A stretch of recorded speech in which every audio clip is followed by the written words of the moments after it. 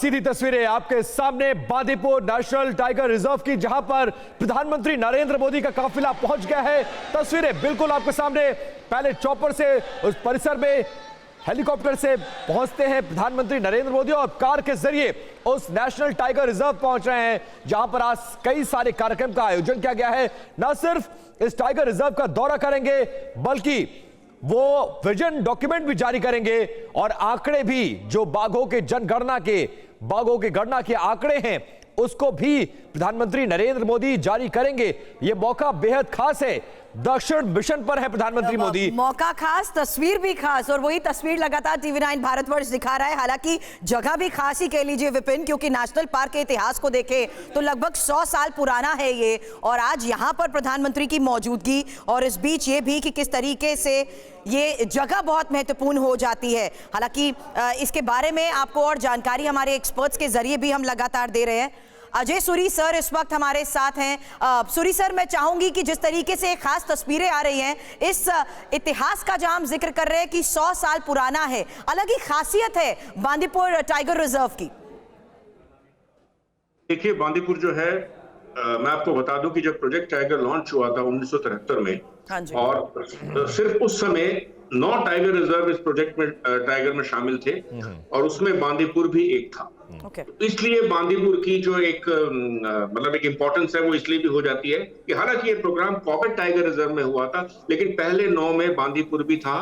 और बांदीपुर, देखो, कर्नाटक जो है हमेशा से एक टाइगर स्टेट रहा है, अपनी ज्योग्राफी की वजह से, अपने घने जंगलों की वजह से, और एक टाइगर की एक बहुत हेल्दी पॉपुलेशन वहां पे रही है मध्य प्रदेश। अजय सर, आपको थोड़ा सा रोक रहे हैं क्योंकि उस काफिले की तस्वीरें आ गई हैं हम लोग के सामने, जिसका इंतजार बेसब्री से पूरे देश को था, और जिस कार्यक्रम में शरीक होने के लिए प्रधानमंत्री नरेंद्र मोदी कर्नाटक पहुंचे, उनकी गाड़ी की तस्वीरें सामने आ गई है। और देखिए, जो गाड़ी इस वक्त आपको टेलीविजन स्क्रीन पर नजर आ रही है, इसमें प्रधानमंत्री मोदी, और हाथ से सबका अभिवादन, जिस रास्ते से वो गुजर रहे हैं, यहां के रहने वाले लोगों का अभिवादन स्वीकार करते हुए आगे बढ़ते हुए प्रधानमंत्री नरेंद्र मोदी प्रोजेक्ट टाइगर के 50 साल पूरा होने के इस विशेष मौके पर कर्नाटक के दौरे पर प्रधानमंत्री नरेंद्र मोदी, जहां पर बाघों के गणना के आंकड़े भी जारी किए जाएंगे, और आज यह भी पता चलेगा कि इन 50 सालों में किस राज्य ने बाघों के संरक्षण को लेकर क्या कुछ काम किया है, कौन सा राज्य नंबर 1 है और कौन सा राज्य नंबर 2। अजय सूरी सर, आप अपनी बात कंटिन्यू करिए, फिर बाकी मेहमानों के पास हम जाएंगे।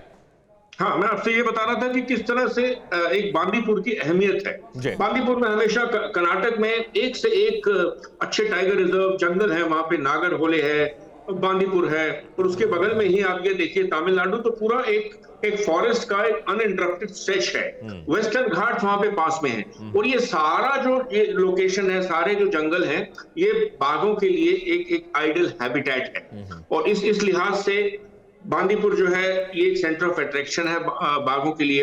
हालांकि अगर मैं ये कहूं कि खाली आप बांदीपुर को या कर्नाटक को आइसोलेशन में मत देखिए, क्योंकि पूरे भारत में ही 2-3 अपवादों को अगर आप छोड़ दें जी, तो इस समय 53 टाइगर रिजर्व हैं जी, 72,000 स्क्वायर किलोमीटर के हमारे जंगल हो गए हैं जी। और ये देखिए, हमने ये छलांग कहां से लगाई है, 1973 में सिर्फ 9 टाइगर रिजर्व थे जी, और करीब 18,000 स्क्वायर किलोमीटर के जंगल थे, यानी 4.5 गुना तो हमने अपने जंगलों का इजाफा किया है, जो कि बहुत जरूरी है, क्योंकि बाघ जो है बिना जंगल के रह ही नहीं सकता। तो उसके लिए एक टाइगर हैबिटेट जिसको हम कहेंगे, वो भी बड़ा है।